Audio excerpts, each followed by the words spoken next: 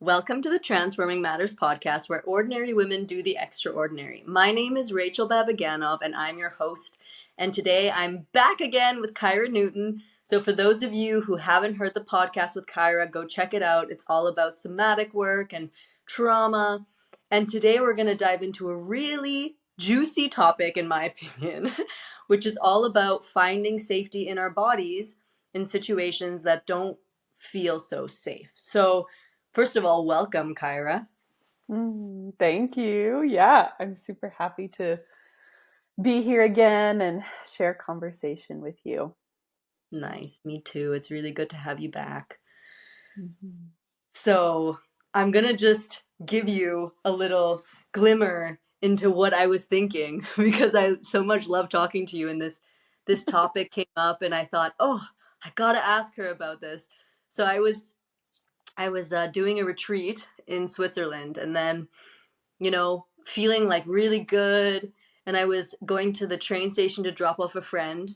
And then in the train station, I was like going down the escalator, and coming up the escalator was this man. And he started like honestly growling at me, like making Oh, loud sounds. And and then he like in German was saying like, I love you. And it was so interesting because it brought me back to many situations in my life where I was catcalled or whatever. But I feel like when I was younger, I didn't have the capacity to hold it, and it made me really angry. mm-hmm. And in this particular moment, there was like a moment of anger or like disgust, actually. And Mm-hmm. then I breathed through it, and I actually started laughing because I felt like, oh, actually, like I feel safe right now and I can hold this. Mm-hmm. But it really made me think, especially as women, living in this world, we have physically usually smaller bodies, and these situations happen. And Mm-hmm. yeah, it just like came to me how we can create safety in these situations, because it's not so obvious for all of us how we can do that. Yeah. Oh my gosh, totally. And I also want to name that, like, yeah, those situations can be scary and overwhelming, especially if you're alone and you've had a history of unsafe experiences, boundary ruptures, or just any kind of big T or little t trauma that's human to human. So, yeah, for anyone listening, like, yeah, that situations like that are scary and can be overwhelming. And it's also important to validate that it makes sense that Mm. would be that way. Yeah, there's so many directions we could go. My inclination is creating the felt sense of safety in our bodies first starts with the repair and the rewire of what has happened previously. Mm. So if in the past we've had those experiences of catcalling, and I'm curious, actually, I want to ask you, like, what helped you lead up to having that capacity to feel safe and even be able to laugh in that moment and recognize, like, hey, actually I do feel safe in my body even though there is a potential threat in the space. Mm. Yeah, it's a really, really good question. I think it's many things. First of all, because we were in a public space, I Mm-hmm. did feel a little bit safer. I felt like, yeah, I felt okay. There are people around. So this feeling, like sometimes when I'm really like in a back alley or in a dark space and it happens, it to me feels much more dangerous. And actually in my body there's more of like this, fight or flight. But Mm-hmm. I think first of all, because we were in a more public space, a part of me could relax into the situation because I recognized I'm actually safe right now. Mm-hmm. And then it was really interesting because actually when he went into it, he was very primal. It was like almost like animalistic. And it's Mm-hmm. what made me laugh because I realized that I used to take like offense as if like, okay, like this person is coming on to me and I feel offended by this. But something in me felt like this is such a primal thing. And I felt like right now he's like going into an instinct that's so deep, and I somehow just didn't take offense. I almost saw it as like, okay, I almost saw him as like an animal going into this like Mm. big thing, and I was like, this is actually kind of interesting right now. Uh-huh. Yeah, I don't know if that really makes sense, but that's the feeling I had in the moment. Yeah. Well, and it's interesting you say that because I tend to draw a lot of parallels to dogs. I don't know if it's Yeah. because I love dogs or what, and not to put men or a man in the same category as a dog by any means. My thought line is following with like animalistic impulses and behavior. If you or anyone listening has been to a dog park, if a dog is coming towards your body, the like the worst thing to do is like get like shrink down and get small, right? Like Totally. the the approach is to actually get into their space, like put a leg forward, open yourself up to them and like hold your stance. Hmm. And what's interesting with that in itself is that's not always accessible to everybody, especially if one is not able to access their fight response. Hmm. And so maybe their response would be like, hey, I'm going to move out of the way. Um, but what it sounds like is for you, like there was that bit of I'm in a public space, I'm safe, I can hold my ground here, and also the perception shift that like, oh, this is like kind of an animalistic, strange behavior, and coming back to that part of I am safe. Hmm. Yeah, I had a similar, not really similar experience, but I was walking downtown and there was a lot of men around that were intoxicated. I was coming home from a show where I was performing, and a part of me was like, okay, like I am alone. It is late. There are people who are intoxicated. I don't know what the situation holds. And and I've heard other women do this too. Like I put all my keys in my hand to hold them, which is horrible in a sense that like there's a part of us that feels we have to do that. Yeah. And I also celebrate that part within me that's like, I will defend myself. I will hold my own. And there's like an inner felt sense of confidence that can also come when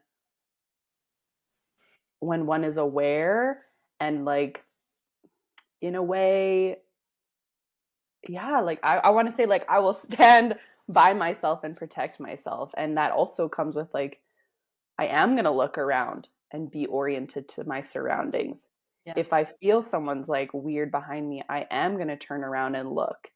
And I feel like that's a really huge part of creating safety, especially in situations where historically we have not felt safe or we've had experiences that have been traumatic to and I mean I've done a lot of work, right? Like I've done a lot of work somatically and with my nervous system, so being able to put my keys in my hand, turn around when I feel unsafe, and even like look at someone like I know that you're behind me is huge.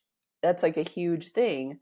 um so there, yeah, it's quite nuanced and complex because that's not necessarily accessible to everyone. Hmm. And there's beauty and power in the fight response and in the I can keep myself safe, I can stand Hmm. my ground and orient to my surroundings, and I don't have to shrink and get small, and I can make it to my car knowing that I'm okay.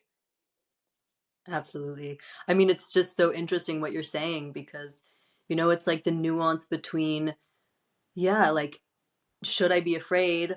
And also, how much is like Mhm. realistic? It's also like instinctual, right? Like, is this Mhm. dangerous?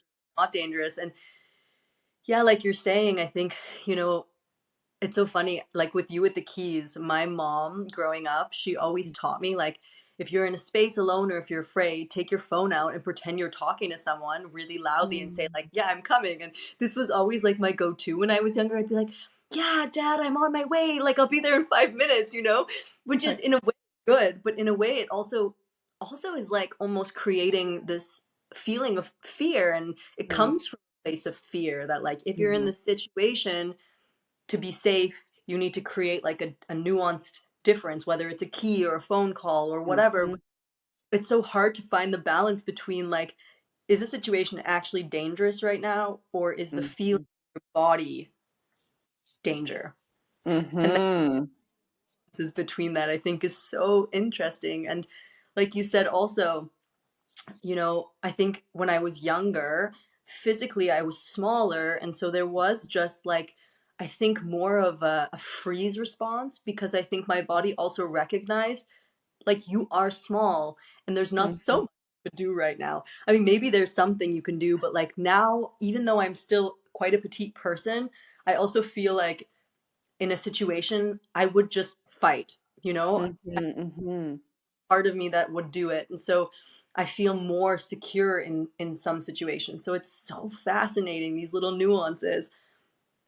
Yes, totally. And what you're saying about like the intuition piece, I think is really, really important because when we have that connection to our innate body wisdom and our intuition, we can also pick up on those signs that like, oh, something feels off, something doesn't feel right here. Some part of me is questioning this environment. And honestly, like I even for people who have a big history of trauma and their intuition and felt senses maybe a bit overcoupled and intermingled with uncomfortable situations, I still invite women to listen to that voice, even if it seems like wild and out there and maybe like nonsensical.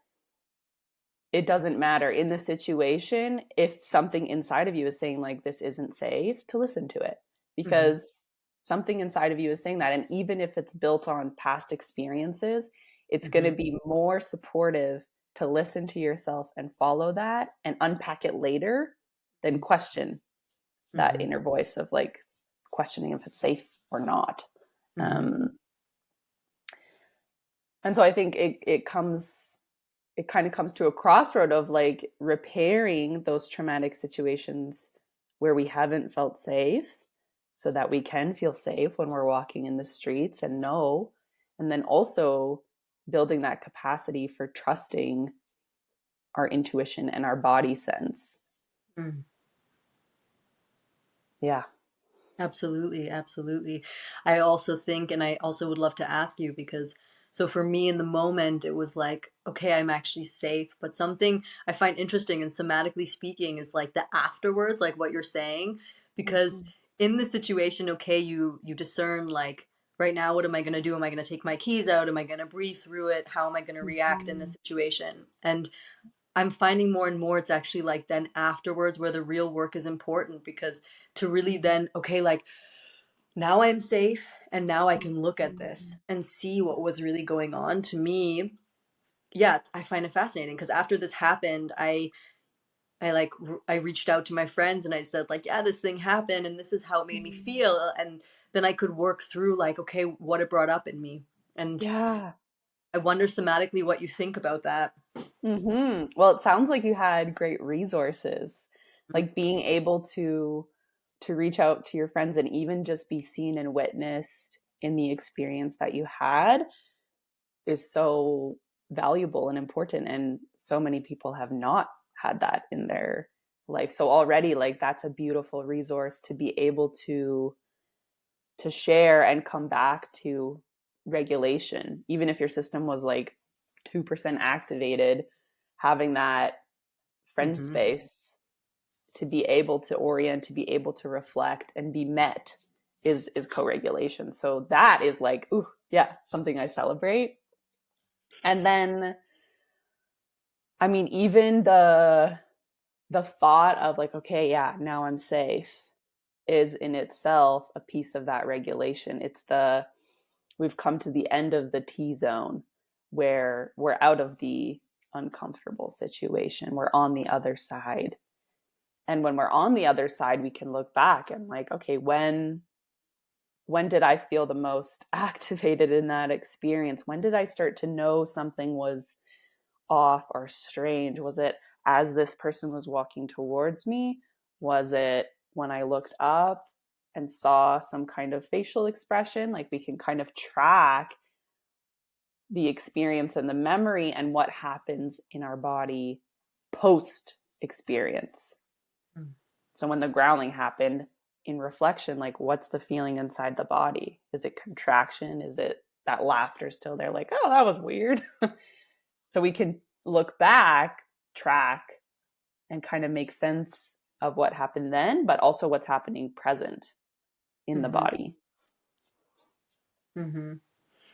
Yeah, it's a big topic. I also because I also feel like, there's a reflecting of what happened, and then as you're speaking, I was thinking, how many times does this happen? Of course, it could also happen to men, and Mm-hmm. I really want to also say that I hope, yeah, it comes out that I'm not saying it doesn't happen to men or women, but it happens often with women that Yeah. you're getting catcalled or like sexualized or whatever. Mm-hmm. And because there's also this like difference in size, which is Mm-hmm. just biological, it just makes me really wonder as women how we can really walk in the world feeling confident, proud, safe, Mm-hmm. secure in all situations, knowing that, yeah, maybe these situations will come up, but also to like be able to regulate the nervous system in this. And of course, like you said, so afterwards to do the work. But yeah, like it's for me so interesting how we do this as women. Yeah. Yeah. Well, I think like a huge part of confidence and safety when we're in those situations is having the resilient nervous system. And a Right. resilient nervous system means I can fight or I can get away. Mhm. And so for if we're walking into a situation that feels uncomfortable, having the felt sense that if I need to pick something up and bash this person, I can. Mm. If I need to get out of here and run through that door, I can. Creates that inner confidence because we don't want to be calm and grounded and just breathing through things if there is an actual threat and danger. So when we've resolved some of the uncompleted cycles of fight, flight, and freeze in our nervous system, and we return to that regulated state, we can actually move into them and come back to regulation. Mm-hmm. It's when we're staying in a freeze state, if we're in a functioning freeze, or we have uncompleted fight or Mm-hmm. flight, that we have a disorganized system. Mm-hmm. And so then when we walk into a situation where there's threat and danger, then it feels like, oh, well, I don't know if I can fight because like I've been suppressing and repressing all of this fight energy. So there isn't I can, or same with flight, like there isn't that I can get away Mm-hmm. because that's unresolved from past experiences. Mm-hmm. So we want to be able to resolve what's happened previously to create a better sense of safety Mm-hmm. now. Mm-hmm. So if I understand you correctly, it's like two parts. Basically, it's resolving and completing any previous traumas which have made us feel unsafe. So we learn more how to regulate our systems and also understand if a situation is safe or not safe. And Mm-hmm. also secondary to that is actually creating a more resilient nervous system, which really actually resonates with me because I was just thinking that all the ice bathing I do, it actually Mm-hmm.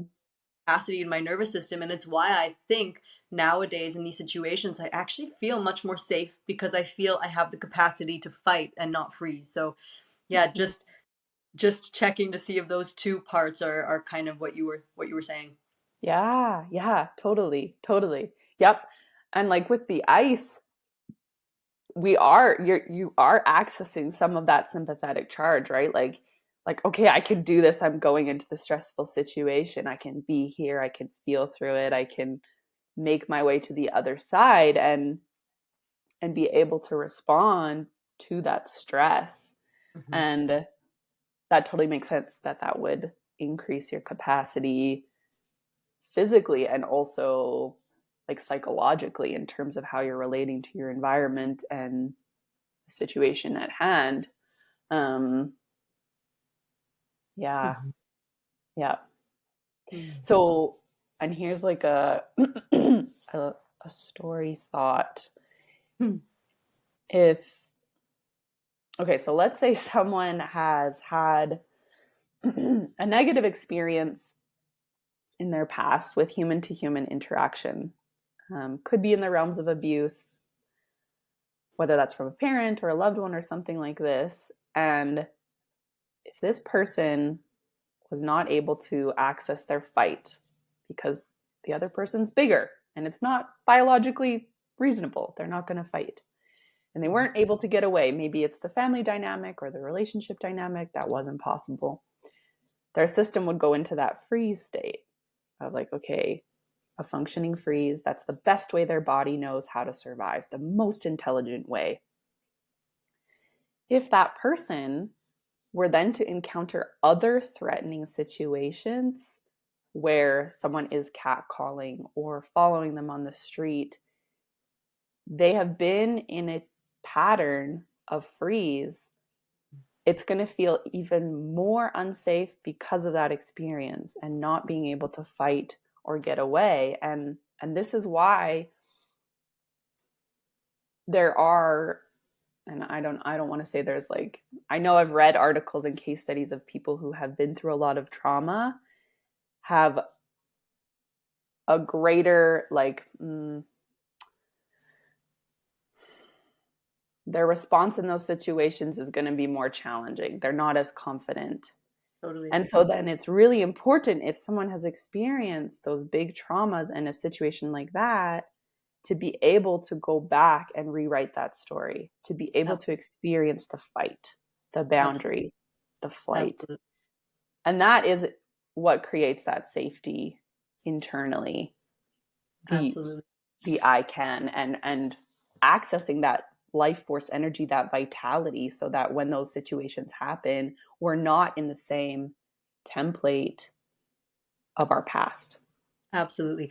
I really, really appreciate that you say this. And I want to share a personal story for people listening because it's so important that we understand this. And then I want to ask you how we can do that because I think it's also Mhm. important that we go into that.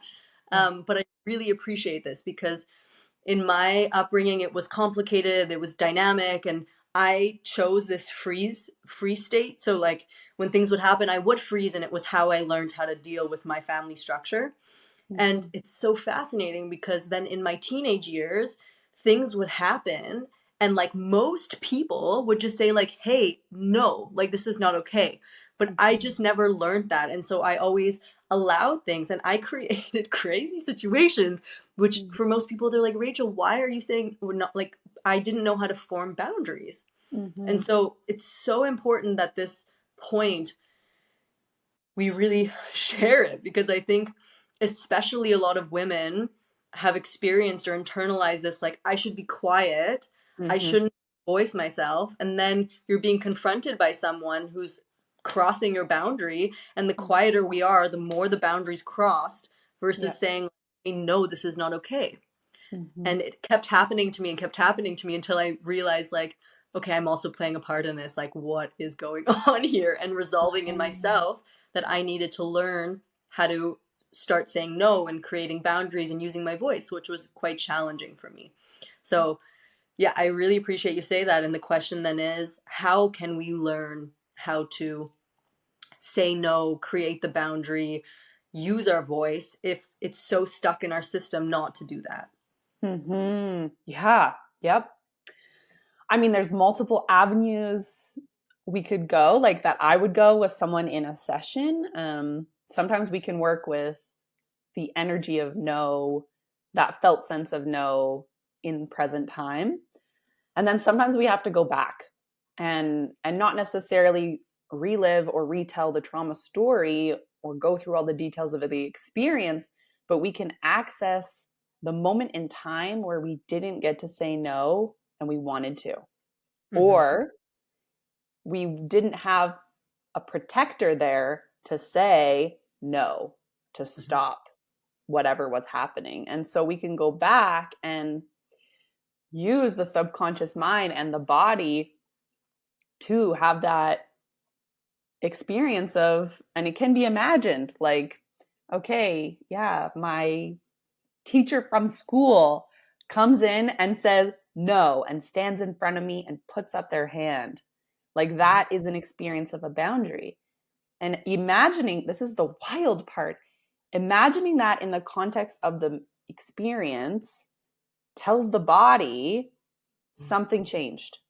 Mm-hmm. And it literally, because our brain is malleable and flexible, it can literally create a template for what a boundary feels like, what a no feels like.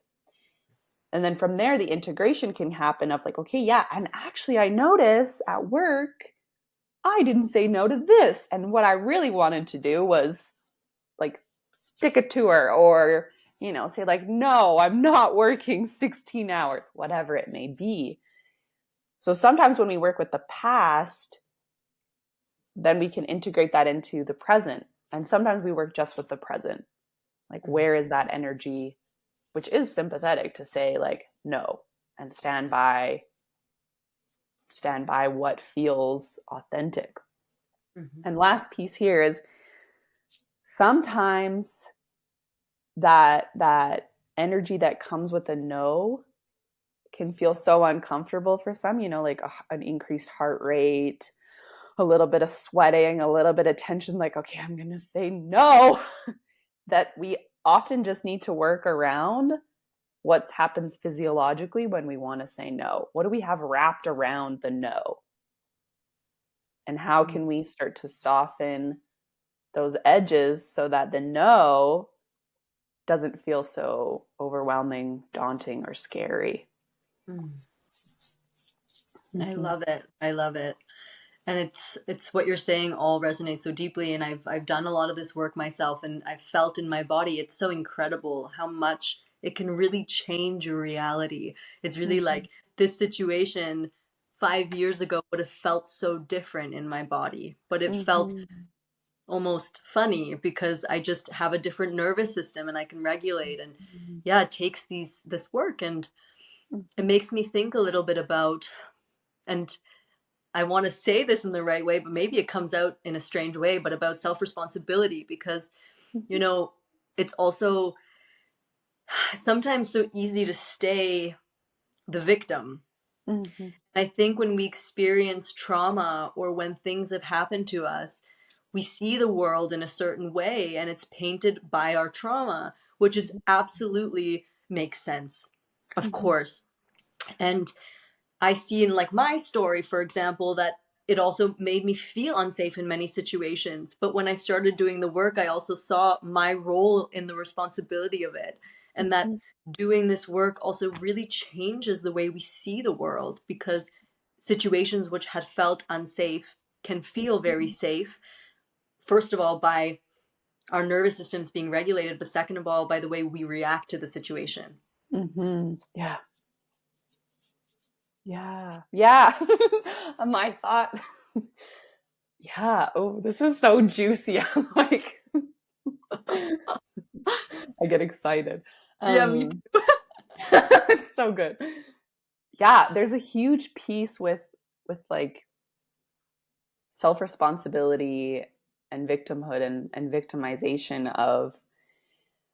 I feel like sometimes there's this internal pressure or external pressure to like move past victimhood and like step into the empowerment and step into the courage and like the change. And sometimes we actually have to sit with the victim, too. the part of us that was actually a victim to a perpetrator or to someone that should have been taking care of us, that should have been treating us better. And I'm speaking more in terms of like a family dynamic relation, and even in um, like domestic situations with like partnership, we're there to love and support each other. And so sometimes it's essential to be with that victim and tend to them and see what they needed and wanted.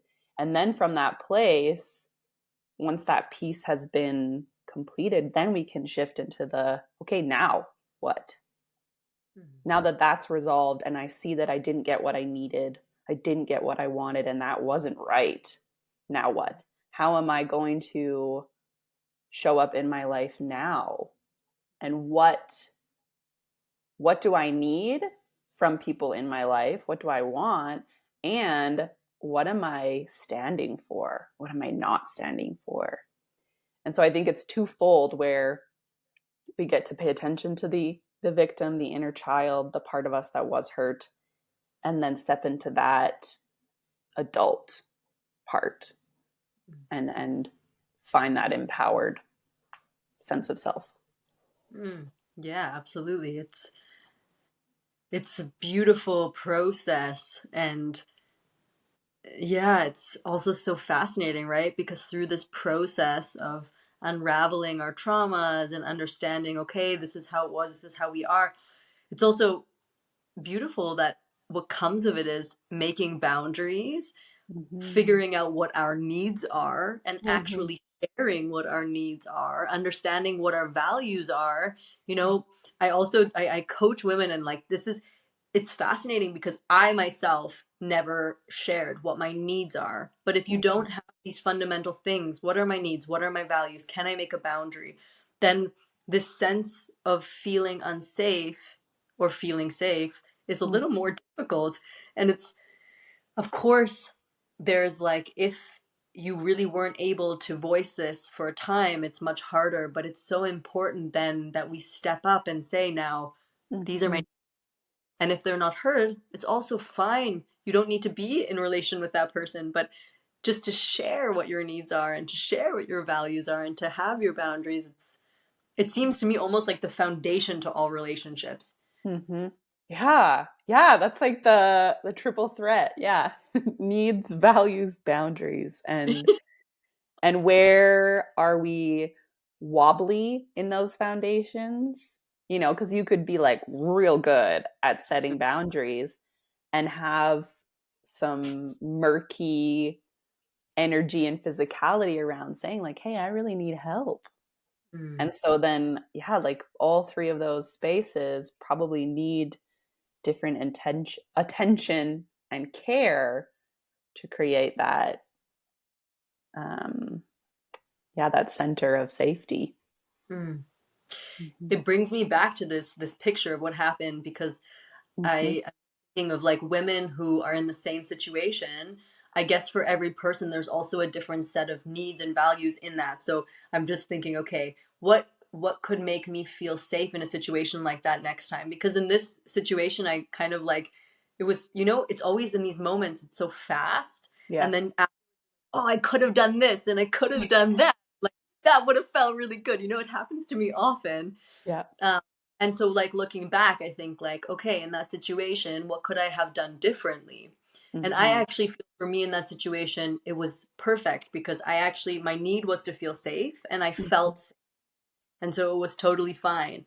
Yeah. But for example, if your need is to, maybe, I don't know what you think about this, but if your need is that you need to vocalize something, then you can also say, like, hey, this doesn't feel okay. But it's also tricky, right? Because Mm-hmm. if it's a person you don't know and they're catcalling you, you don't know what that might do. And Mm-hmm. so it's also like a little bit nuanced. Mm-hmm. Yeah. Yeah. It's so nuanced and so relative too, because Mm, I'm thinking about, oh, this happened in the summer actually. I was running like down the street and someone in their car honked and hollered and I was like, "Are you serious? It is 2023." Like, what? And I mean, that was the thought after actually. I have a lot of healthy fight energy. And I mm. just went like I fingered them. I just like threw up my middle finger and stood there. And then they drove away. For me, Uh-huh. that's like that felt empowering and safe and like, no, you don't get to I'm not going to yell, but like, this is my sign of no, thank That's you. That's not okay. mhm, And, uh, and then after, yeah, having that, like, are you kidding? That just happened. But I think it's so relative and nuanced, as we said, because someone who maybe doesn't have the same connection to fight that I do, that mhm, would not feel, that might feel like an invitation to mhm, conflict. And so mhm. then maybe it's like, yeah, I don't even want to put any kind of options out there. I think going internally and seeing, like, okay, what does make me feel safe? Is it, if someone's catcalling, is it looking in their direction? Is it getting out of there as fast as you can? Is it saying no thank you? Like, yeah, I did just give some options, but I think there's nothing wrong to it, to be honest, because now, like, it's also fascinating. The idea of giving a middle finger, I actually would have liked to do that, but that's like never in my realm of opportunities. And I think next time maybe I would just be like, hey, no, like this is not okay? So it's also, of course, it's to each their own, right? And we have Mhm. what works for us. And unfortunately, it means being in those situations and learning. But I think it's also part of life that life throws us these uncomfortable situations. And then through each one, we can develop our sense of safety and like what actually works for us in those situations. Yeah. Yeah. And I want to go back to what you said about after you had these moments of like, oh, I wish I would have done that. That is such a beautiful space with so much nectar, because when Mm, we feel into those moments of like, oh yeah, I wish I would have been like, stop it. We can see what happens in my body if I imagine that version. mm, Or maybe there's another thing that comes forward that your mind is like, oh, I wish I would have done this. Then in visualizing it and seeing, okay, what is the impact on my physical body? Do I take a deep breath? Do I feel like expansion? Do I feel like, yeah, confident? Because that can give us a sense mm, of the direction our system wanted to go or would mm, want to go. And again, it creates that embodied template for mm. future experiences. I love that. I love that so much. I really love that. Okay, this is going to go a little bit off tangent and we'll come back, but it's on the same topic because I travel a lot, like really a lot. Unfortunately, that's my life. And ironically, every time I'm in an airport or on a plane, I think basically every time I've seen the situation of a mother and a child, or a father and a child, parents and children, Mhm, where the child is doing something and the parents like actually get a little bit physical with their kid, whether it be they hit them or they yell at them. mhm, And my partner and I, my husband and I, we've seen this multiple times. mhm, And it's interesting because we're talking about finding safety in our bodies. And a lot of this is actually because how we were as children has taught us what is safe and what is not safe. And yeah, so every time we see these situations, we're like, oh my God, like this kid is like, this isn't how, I mean, the kid is either crying or they're frustrated. And then the parent, of course, also is overwhelmed and their yeah. reaction is to hit or to yell. And it's come to me many times that in retrospect, my husband and I are like, do you think we should have said something? Like, do you think Mm, we should have intervened? And this is something that's come up many times where I feel it's also fascinating, right? Because it's like in a public space and you feel, okay, this is your thing and I shouldn't get involved. And at the same time, there's like a real urge of intervening. Like, no, I really want to say in a nice way, maybe please don't hit your child. You know what I mean? uh-huh. Yeah. And it brings this topic up because it's like looking back, and to be honest, we never came to a conclusion because we always are like, I really don't know what is the right thing to do in that situation, and I'd really love to hear what your thoughts are about that. Yeah. That's a big one.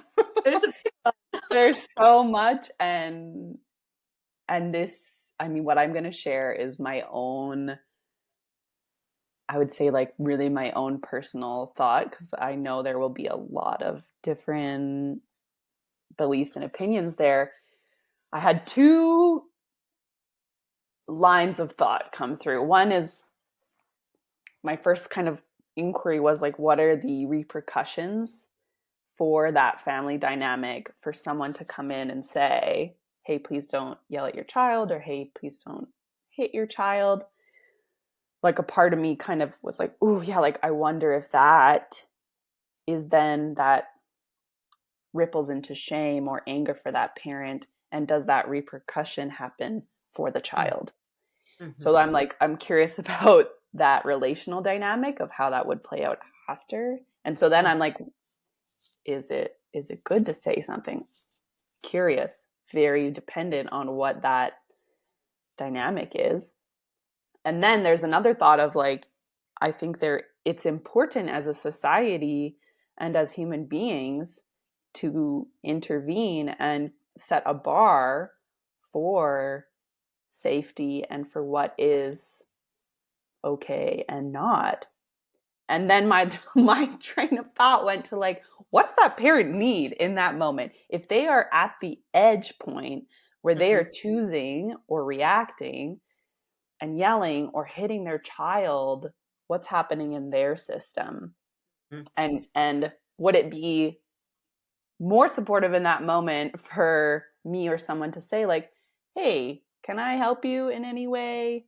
Hey, like, Mm-hmm. are you lost? Mm-hmm. Do you need something in this moment?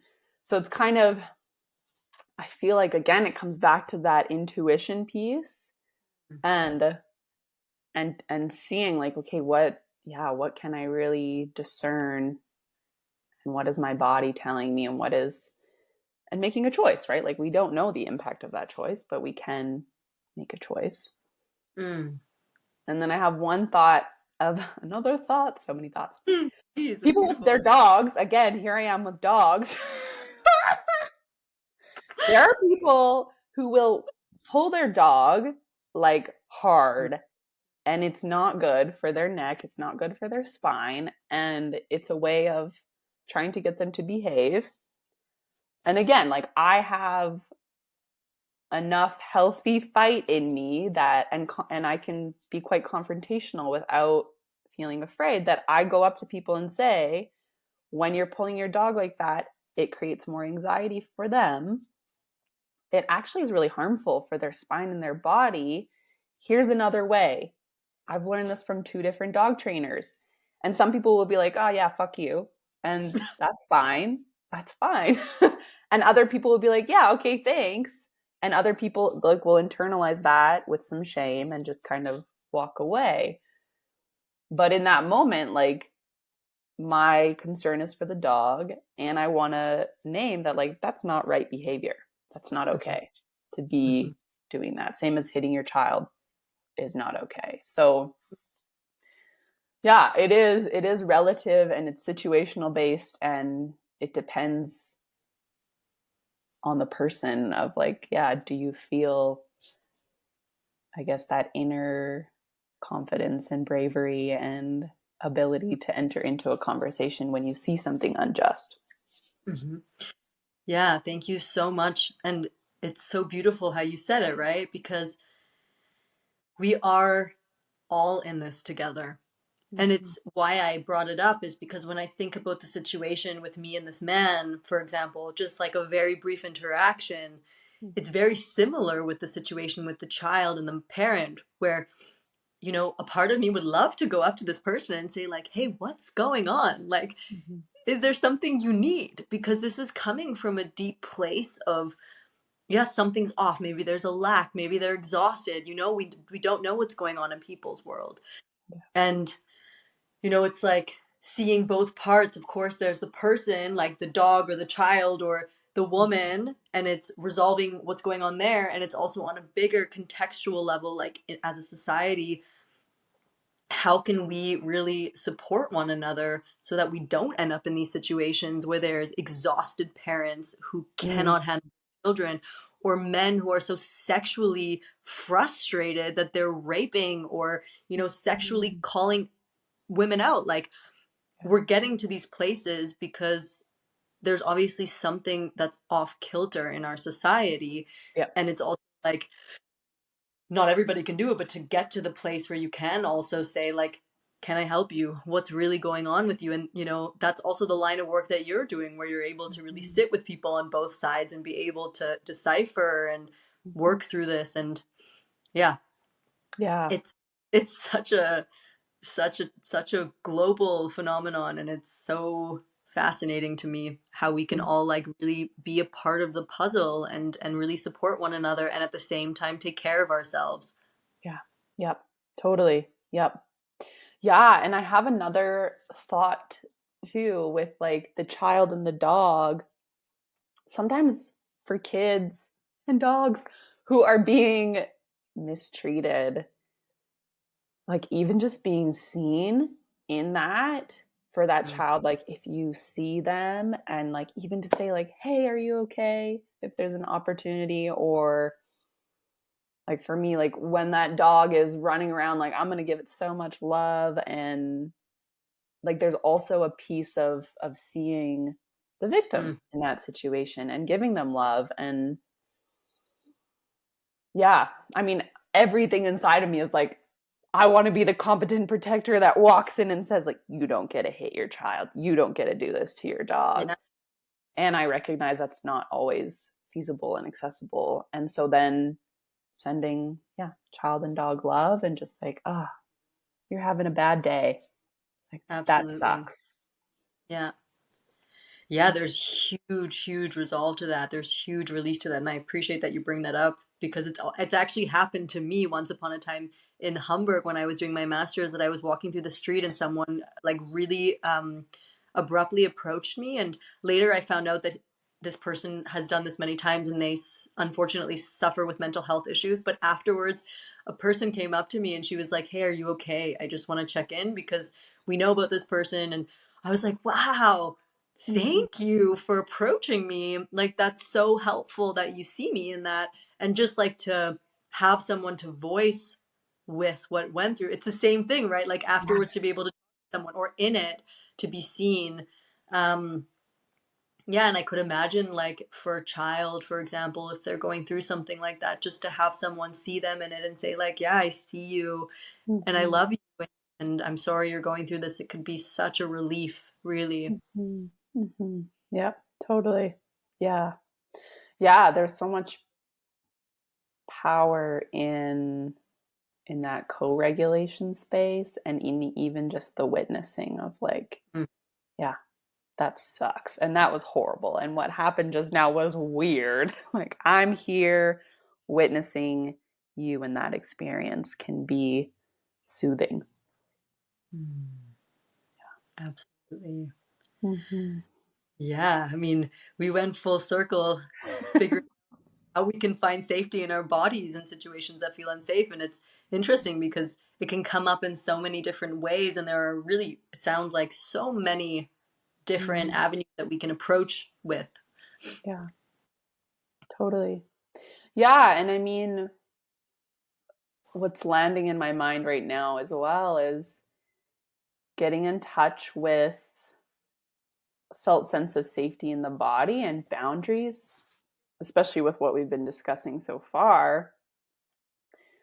There's two things people could try that are listening. One is having your hands against the wall, or if you're in a safe relationship where this feels like doable, having someone's hands against your own hands and Mhm, pushing in and asking them to give you a bit of resistance, mhm, or using the wall where there's full resistance, and being able to push into that and fully feel your physical body and say no, and feel what that's like to push in and experience a no, even if it's a quiet no, and playing with that in terms of that I can energy, that mobilizing, that boundary setting.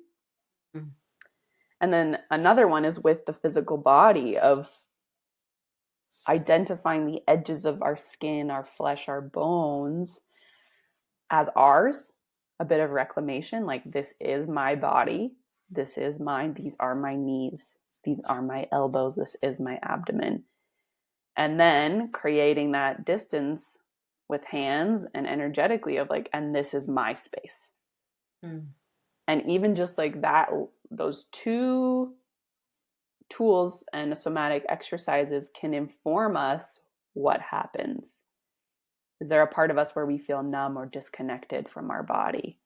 Does that part not feel okay or like it's not ours? Does it feel weird to create space? And so much can come up that we can then pay attention to and have a sense around something is disorganized or needs repair.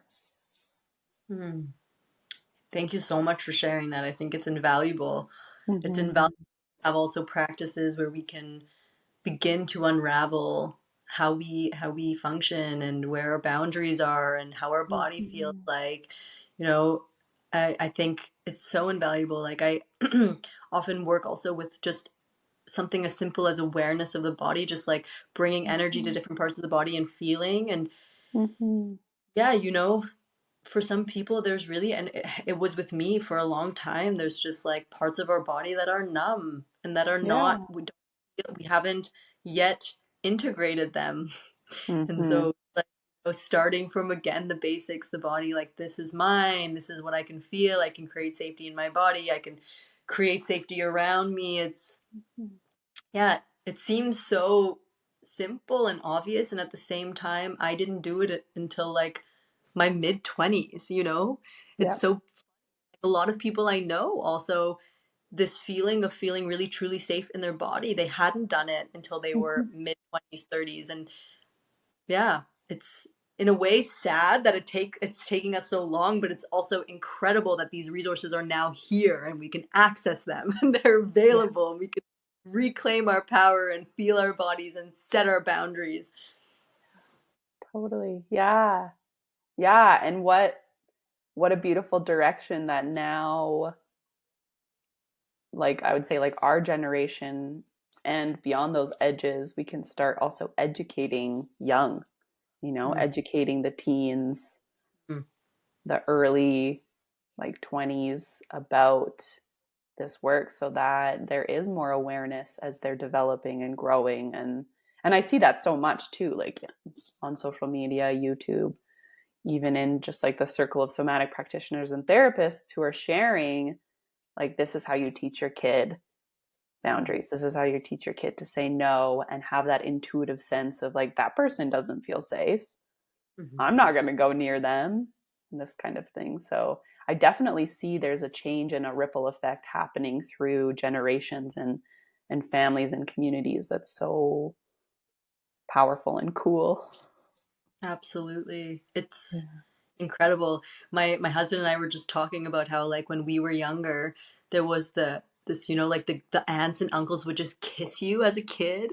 And Uh-huh. like it was expected. You just take it, even if you don't like it. And I was a pretty like extroverted child, so it didn't bother me so much. But like I know Mm. for some of my cousins and for some of my friends, like they were like, no, like this is too much. Yeah. And in our generation, I think for most, and maybe some people were lucky enough that it wasn't that way, you just took it. But now there's like, I couldn't imagine a situation now where there would be like a little child and they'd be like, "Ugh," and you would just like be like, no, I'm kissing you, It's like Uh-huh. there's like a clear boundary there. Like, do Yeah, not do that. So exactly. Yeah. there's definitely been an evolution, which is, I'm so grateful for that. Yep. Yeah, totally. Yep. I see that. Yeah, that was the word in my brain too. Like a big evolution. Yep. Yeah. And I'm grateful that we talk about this because I think through the conversations and through people discussing these things, which might seem so trivial. I mean, we just talked about it for almost an hour, so it's like a trivial situation, which actually has so many parts of it that we can look at and talk about and share and discuss.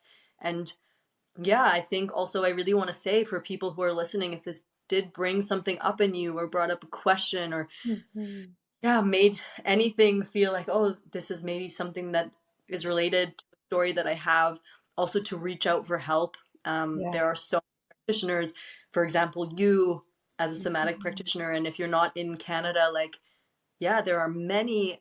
we are so fortunate now that there are so many practitioners and they're also online, so you can access this kind of work online. And I just wanted to share that.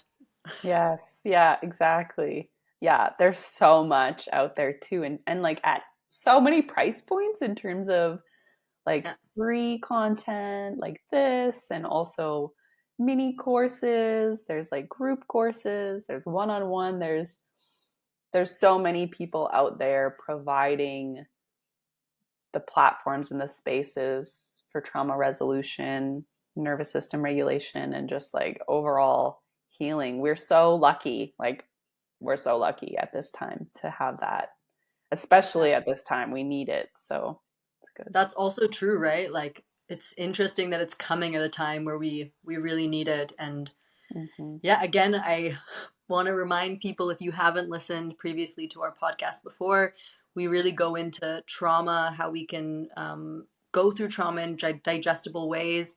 And it's a Mm-hmm. beautiful conversation. So you can look back to our last conversation. And I really want to thank you again for the work you're doing, because it's invaluable and it's so, Mm. so thank you for doing it and for providing spaces where people can feel themselves, connect with themselves, and resolve these kind of traumas. Mm-hmm. Yeah, you're welcome, and thank you. And I love, yeah, talking about all of this, and yeah, it feels important, and yeah, just great to unfold these pieces in conversation. Absolutely. So Mm-hmm. important. I appreciate that you came on again, and I will once again put all your info in the notes, so if anybody wants to connect with you, they can. And Great. other, I I think probably we'll be back again with another episode at one point. Yeah. I love it. More to come. Thank you Thanks. so much for your time. Yeah, you're welcome. Thanks for having me.